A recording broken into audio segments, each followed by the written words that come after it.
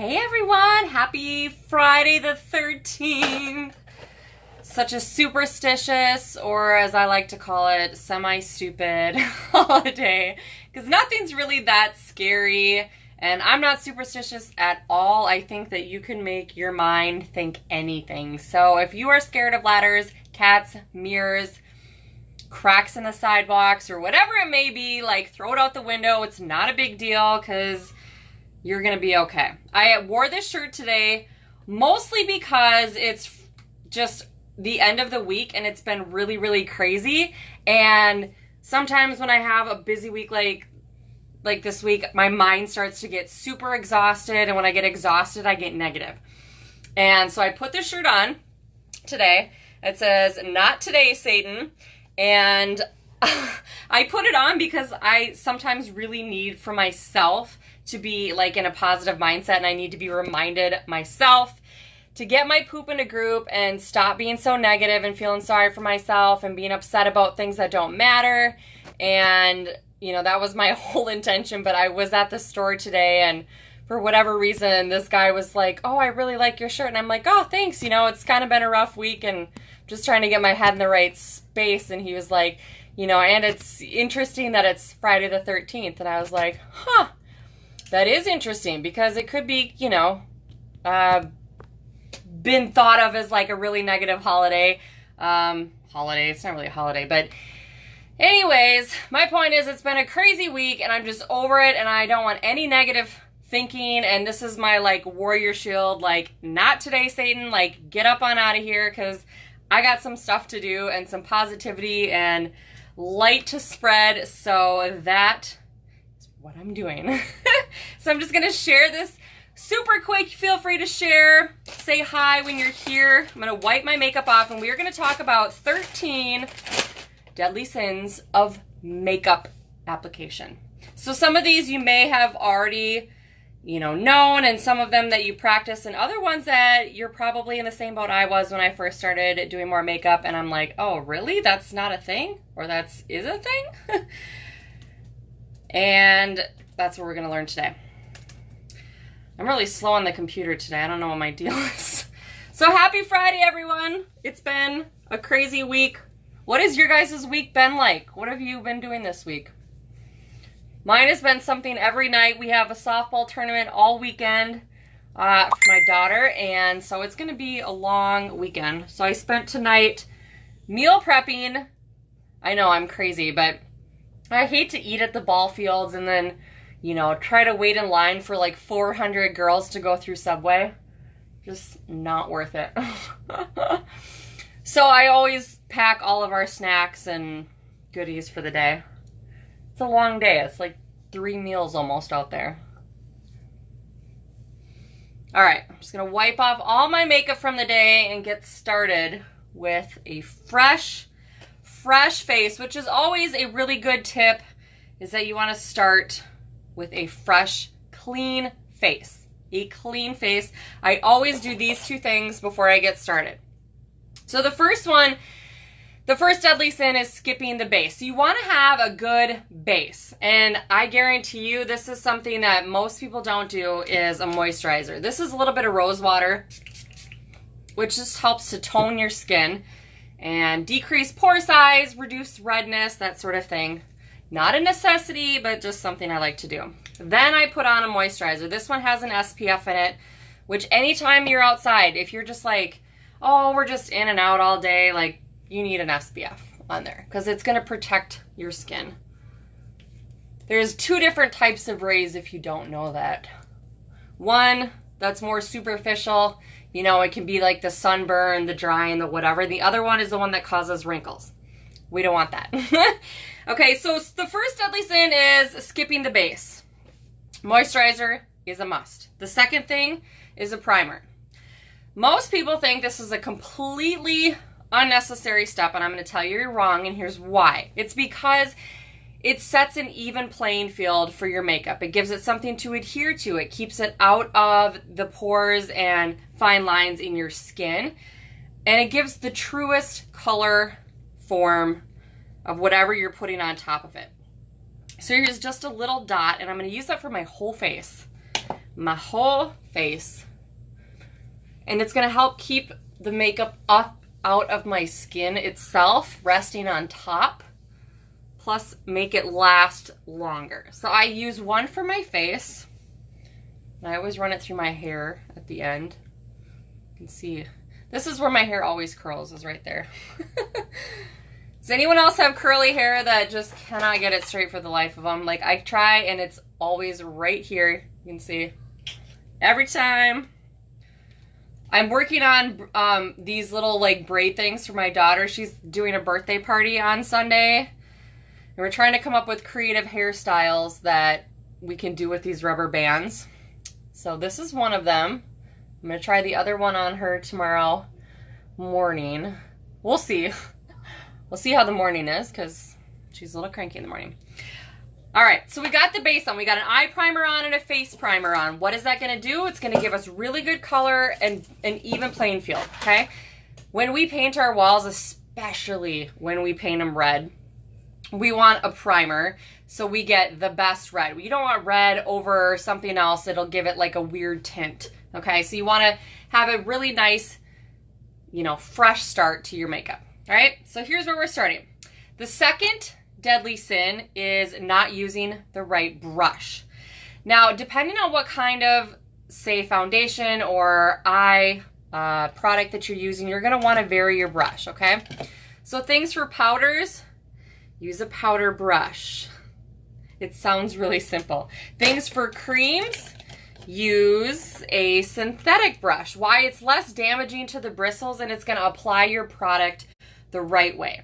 The one eye brush that I feel like everyone should have is this blending brush, because you can apply differently with pressure. So when your hand's out here versus here, you can be really specific, or you could blend and just kind of fade that out, okay? A brush is really important. When you do things with your fingers, you cannot get the right type of application. So think about if you're drawing, if you're using a pencil and you want a really precise line, your hand's down here, right? If you want a shade, a lot of times artists will go like this, right? They're giving themselves a looser grip, okay? So your hand placement and the type of brush will definitely change how you do your makeup. I recommend, it doesn't have to be super expensive brushes. I will say the expensive brushes will last longer. The less expensive brushes will still do the trick, but probably won't last as long. I do use a brush cleaner and clean my brushes all the time. To get all the color out and all that kind of stuff. But anytime that you want powder, use a powder type brush. The synthetic brushes, let's see if, this is not going to let you blend color that's from a powder, okay? Just ain't going to work. Invest in some good brushes. This is not Lisa Frank days. We are adults now, and it's time to upgrade your brush set. All right, number 3, not preparing for the fall or the winter. Okay, or the summer for that matter. So what we're experiencing right now is a completely different climate than in the winter, especially if you're from Minnesota. We experience extremes, okay? The other week, it was humid as all get out. Everything was like ready to slide. Everything was, you know, kind of that oily feeling. Or even if you're just out in, you know, going swimming or whatever, you want to make sure like your makeup stays. You have products that are going to work with the climate that you're in. I change up my makeup depending on what kind of season it is and what kind of temperature it is outside. So when I go tomorrow to our all-day softball tournament, I'm going to accommodate for that and make sure that I use our finishing powder that has an SPF in it, and, you know, my basics, more so on the powder side, because it's going to be hot. It's going to be really hot. All right, so using the right products for this season. Number 4 is clashing colors. The best way that I can put this is to think about a color wheel. Now, some people can get really, really creative, but when you think, I don't have an example, when you think about a color wheel, you got the red, blue, yellow, and then you've got those secondary colors and then those tertiary colors, okay? So you could do complementary colors, things that are, you know, in a monochromatic color scheme, or, you know, that are across the color wheel from each other. Things like say orange and green. Sound really weird together, but it can create a really cool combination. Or, you know, a blue and a hue of a red, or, you know, hue of a gold. Blue and gold, perfect matches, right? So those have a little bit more of a dramatic effect, where blue and green are gonna have, you know, a less effect because they're right next to each other. But you don't want to do like completely opposite colors. This is not like look like Mimi Day, okay? So no clashing colors. Number 5 is not blending enough. So I'm going to show you an example of that when it comes to foundation. I'm going to use our liquid foundation. I'm going to shake it super good because the product always settles. It doesn't matter what makeup company that you use, your product will always settle as it sits in your bag, your makeup bag, or your bathroom, or whatever you have it. So you want to mix it up to make sure that all of the product is blended together. So this one has an eyedropper, and we're just going to suck this baby up. And I'm going to use this liquid brush, okay? This is a liquid to powder foundation, so you kind of can go either way with this, but I find a better application when I use this liquid brush. It just smooths better. Smooths better. It's been a long week. I'm over words today. All right, so we're just gonna tap this in, and then we'll blend it out. So when it comes to not blending it enough, that's our number 5 sin, is making sure that I try to start from the middle and blend outwards, depending on what I'm trying to cover up. So I use circular motions to really get kind of like a 3D approach to how I'm blending this in. If you just do one way, you're going to get a lot of streaks. Can you blend over your eyes? Yes. Do you have to? No. I just find it easier to get a really nice base because I will do all of the contouring and eyeshadow stuff with my products. And sometimes we need a little extra eye coverage. So it gets thinner as it gets out to the sides, which is going to help create a more natural looking appearance of your products. Is anyone else having any bad luck today? Is anyone superstitious? I'm not at all. I literally have no superstitions about anything. I guess the only superstition I have, and it's not really a superstition, it's just kind of an OCD thing, is the gas pump. What do you stop at? When the dollar amount is even, or when the gas number is even?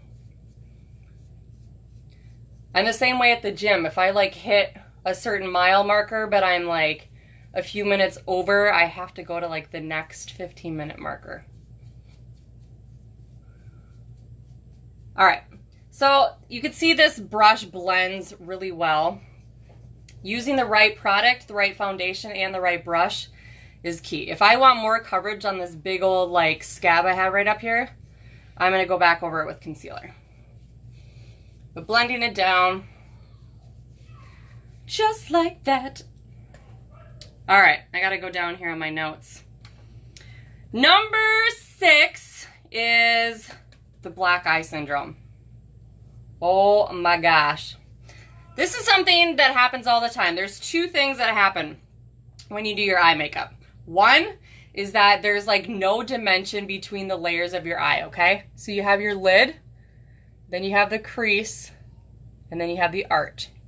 When all of those colors are the same, or they're not, you know, distinctly different, your eye tends to sink back into your head because there's color, there's pigment on your eyes that's telling people to look, you know, into them. So you want to create some dimension and help to shape those eyes, right? The second thing is that eye makeup tends to fall down here all the time, which is usually why I do my foundation last. But here's one of my secrets, okay? I just take, this is just a powder concealer. You can use, I don't know, any loose powder you want. And I just put this underneath my eyes. Okay, so what it's going to do is it's going to give the product something to fall onto and make it easier to wipe off, okay? You're kind of a mess down here. So I'm just going to use a very basic eyeshadow palette. This is like the girl with too many colors. Okay, just a simple brown palette. My objective is to create some dimension in my eyes. My blending brush that I don't know where I put now. Okay, we're gonna do a really, really light neutral color here. And my objective is to just create some separation between the arch and the crease and kind of make my eyes stand out a little bit more.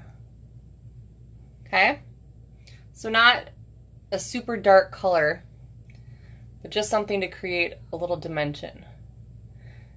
Makeup is really all about dimension in your face. So think if I just left this foundation on, all of my face is one color. It's very, very one-dimensional looking. So when I want to feather this out, I'm just using the very, very end of my brush and just swiping it back and forth. The less control you have over your brush, the easier it is to blend.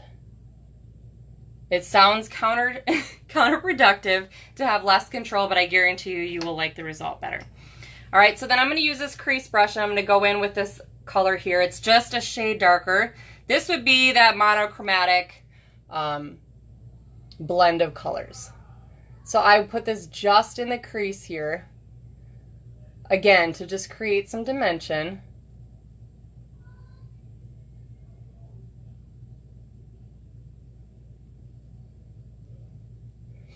Remember, you can always change your hand. If you got like deeper set eyes, you can come up above here as well. It's all in how you handle your business.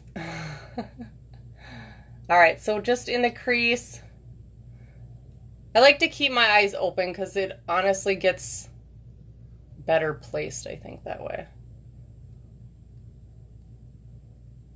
Okay, so it's just in that crease, but it opens it up where you can see it just creating some shape. All right, I'm gonna go, I need a little bit lighter of a color. Dun, dun, dun.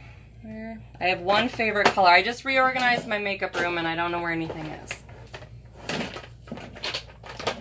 Let's see. All right, I have this little powder. It's called Curious. It's one of my favorite colors.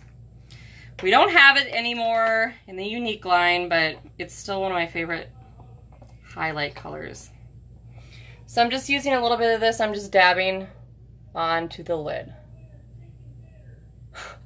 They're playing Mario Kart upstairs. I can hear them. They're all competitive, so they're all loud. Not my children at all, I swear. All right, so I'm just doing this on the lid and it's gonna help like open up my eye, okay? See how that looks brighter over here than this one? I'm just tapping on this color. Dun, dun, dun.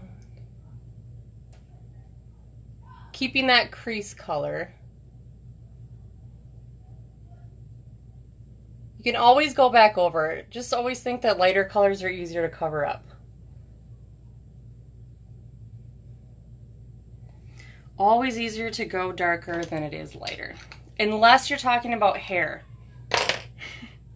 Then it's always easier to go darker. Trying to get the right blonde for my hair color is a pain in the butt. You can see how dark my hair gets.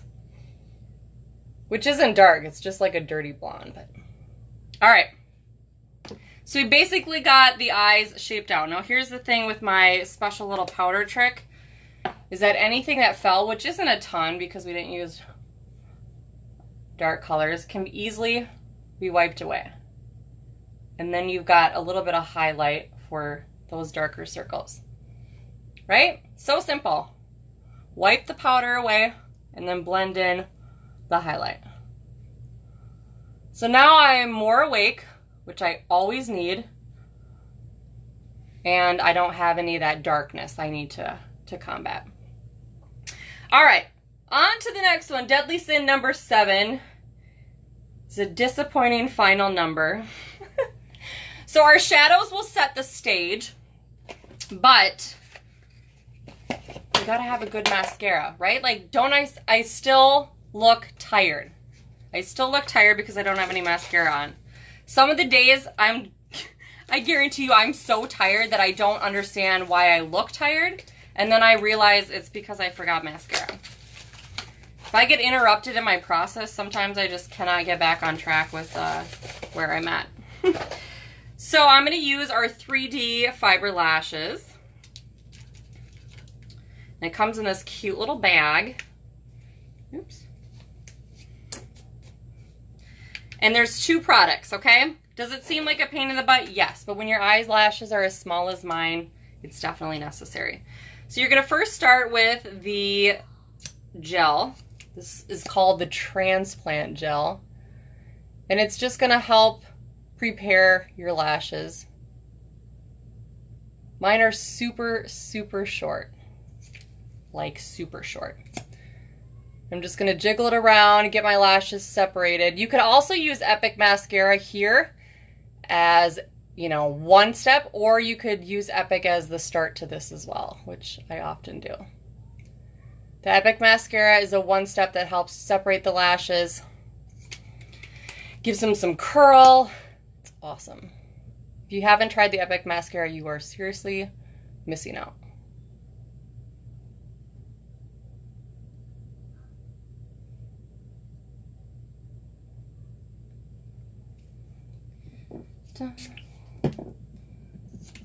To get them really nice and coated.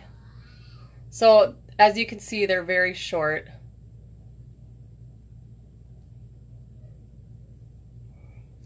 And then you're going to go in with these fibers. It's just like the same kind of wand. They're little rayon fibers. And I just jiggle it up. It's just like a little roll. Now you can do this as many times as you want to create all these layers. Totally up to you. Okay, but look at how much difference that makes. Right? So we're going to do this on the other side here. And then we will set it. So it's technically 3 steps. Gel, fiber, gel. Oops. The last coat is just to set your product.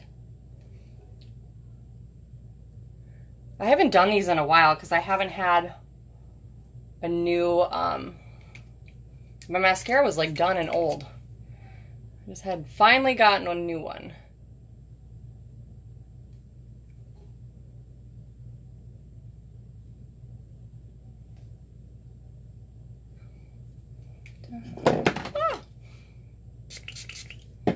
Mascara is a huge thing. It'll definitely, even if you don't wear anything else, will make you look so much more awake.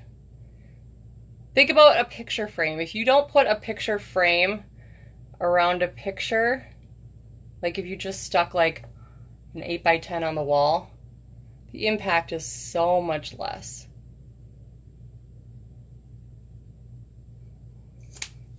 All right, a little bit of this, a little bit of that.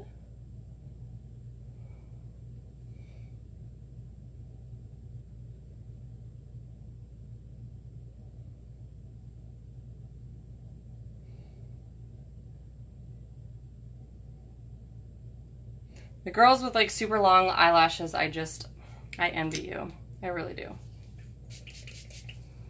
Just, it ain't in the cards for me.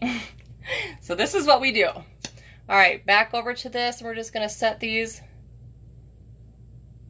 I'm just going at the tips here so I can cover them.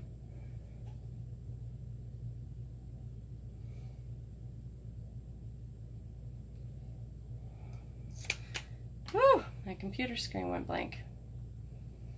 All right, going on to the next part, I'm gonna skip around really quick on here because my brows are bugging the heck out of me and I need to show you how I do them. All right, good deal. Lashes done. So there's a couple ways that you could do the brows. One is this pencil. This is a little bit light for me, but I like it because it has a tool to help brush your brows up and into place. And then I always start with this 3 step. So I come underneath Ooh, I think that was fireworks. And over to the side, okay? That's gonna help set my arch from where I do it. 1, 2, 3. Those are those steps. You can always check out my blog and this 3 steps to nailing perfect eyebrows.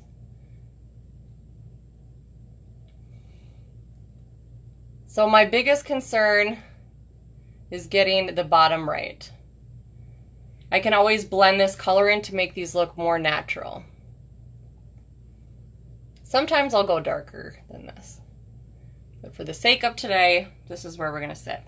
But you can see how big of a difference it makes in just the overall look itself.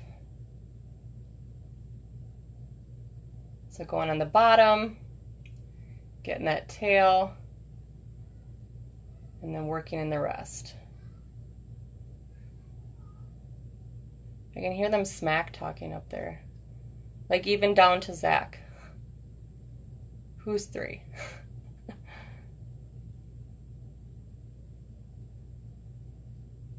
The thing I like about brows is that you can always shape them the way that you want. It's not about your wax job, it's about how you paint. All right, eyebrows done. Those are my eyebrow steps, 1, 2, 3. Okay, too much blush. Here's the one thing that I think everyone thinks about blush is it's for old ladies, for lack of a better term. But what it does is give you a natural colorization to your face that gives your face life. So I'm using this color, you can see it, Serene. So it's a pink blush, but it's got some metallic properties in it that kind of highlight, okay? So this is your whole cheek area, right? But this is the apple, right, of your cheek. So most people usually do too much. So I always like hit right here, like where you would see it on a doll. Rub your brush off and then blend it out. When it comes to contouring, if you're gonna be a person that wants to contour, it's gonna go contour, blush, highlight. Looking for my stick here. So contour, blush, highlight. That's gonna create the most natural looking face that has that dimension we're going for. And all of this can seem like unnecessary steps, but if you're just trying to create the right dimension in your face, that's the way to do it. Okay? Contour, blush, and then you can do that highlight. So too much blush is deadly sin, number 8. Number 9, poor choice of foundation. We already went over that. You want to pick something, if you're really dry, don't do a powder foundation. You're going to look so flaky. If you're really oily, you want to pull back from the liquid a little bit and do something that isn't going to produce an extra dewy finish, okay?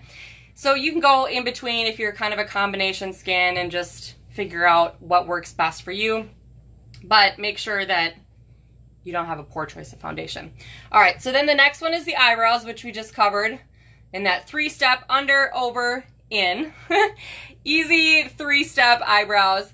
And then number 11 is miss using bright colors. So we're gonna bright color this just a bit. Let's see. So here's quite a few different colors. Okay, this is a very bright color for most people and an awkward color because it's orange. But what we don't understand is kind of the application of it. So I'm gonna just roll this into what I currently have. So it's giving it this softer apricot color. Okay, so when you see this all by itself covering the full lid, that can be a little intense for some people. I've gone as far as using a blush color for my eyeshadow before, but it's just a small part of it. You don't want to overuse the bright color and, you know, without any accents. Like one straight bright pink, for example, a little too far. You know, bright colors are awesome, but give it a little dimension, keep giving it a little shape. Don't go all out. I'm trying to see.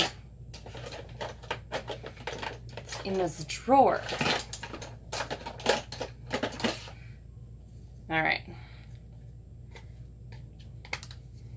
right? So a brighter pink, this one's not even that bright. Doing that all by itself, might be a little intense. Doing it with maybe a little purple to kind of tone down that pink, balance it out a little bit, that's the way to go if you're gonna use bright colors. Number 12 is not finishing, okay? My favorite product is our finishing powder. This is our setting powder, so it's gonna help set my makeup, make sure my foundation specifically stays in place. I'm gonna show you one other thing. This is what I'm gonna be wearing tomorrow. Anytime I'm out in the sun, this has an SPF 25 in it. Same thing. Comes with this little stick, and I'm just gonna rub it around. I do it over my eyebrows, and it'll help chill them out so it looks really, really natural. And then set the main oil zones of my product, or of my face, I mean. That's one way. Number 2 way, and you can use these together, is with a setting spray. This is like hairspray for your makeup. And it smells good. But especially during the summer when you are in severe temperatures, this is the product that you need to help make your makeup stay the whole time. So finish it correctly. You could do the finishing powder with the SPF or the translucent, or a setting spray. Just set it and it'll help make your makeup stay all day long, and it won't melt, it won't smear, it won't rub off. I mean, it sets lipstick so well you can't even rub it off, which is awesome. I didn't even do anything about lips today, but I think I'm gonna show off our lip plumper really quick. It's our Hottie Lip Plumper. It's all natural, so there's not anything injection chemical wise. My son today was like, do you have that hurting stuff on your lips? And I was like, what? Because he tried to kiss me the other day, and I told him he couldn't. And I was like, because I have lip plumper on, and you'll like feel it on your lips. So you could feel the stuff on your lips working, but it's not like painful. It's just like, so it's gonna help fill in these cracks, help plump up my lips. Awesome, awesome product. You can get it clear, you can get it tinted, which is the best part. The last one, Deadly Sin, number 13. And the reason that I'm like wearing this shirt is confidence. Not being confident is so detrimental in so many ways, but makeup doesn't matter if you don't feel good on the inside. So whatever you do, I love makeup. Obviously, it's like an art form for me. I like to enhance things. It doesn't make, you know, me a person that's hiding. I love to do different stuff, but it makes me feel more confident. I feel more put together. If I feel more put together, I can do more because I've got my like A game on. When I feel like awake and put together, I'm like, let's go, let's do this. I got this day. You know, when I'm like, oh, I'm so tired and I have like nothing, you know, I don't even wash my face. I cannot get my stuff together, right? So the number 13 Deadly Sin of makeup application is not being confident. And even when you're not confident, walk yourself through some of those major things that are preventing you from feeling that way. You know, are you getting in your own way? Are you giving yourself unreasonable expectations? Are you comparing yourself to others? You know, are you judging yourself too harshly? The comparison is the thief of joy and the thief of confidence. And so when you feel more confident, you are empowered to not only help others, but, you know, feel better about yourself. And the more that we can help ourselves see that, we can help others see that, we can spread light in so many dark areas just by helping and empowering and uplifting. You know, say, hey girl, you look great, or I love your hair. Like, don't just think it, say it, right? She might be thinking, oh my gosh, I feel like the worst, like this was the worst idea ever for my hair, for my makeup, or I don't feel good and I'm hiding behind this. You know, be generous with compliments. Throw out the judgments. You have no idea what they've been through that day or what they've been through in their life, or you haven't walked in their shoes. Be gracious with any judgments, or throw them out the window completely. And remember that you are already amazing. You don't need makeup to do anything for you at all. You do what makes you feel good, and you help others see the good in themselves. So that's my last deadly sin, is not being confident and not working to spread that uplifting empowerment to others. So thank you for joining me. It's 13 Deadly Sins of Makeup Application. I will post the blog link below when I am done. And feel free to share this. Check out muscleandmascaramama.com for more information on makeup tips, advice, health, beauty, a whole bunch of other stuff. Thank you for joining me, and we will see you next time.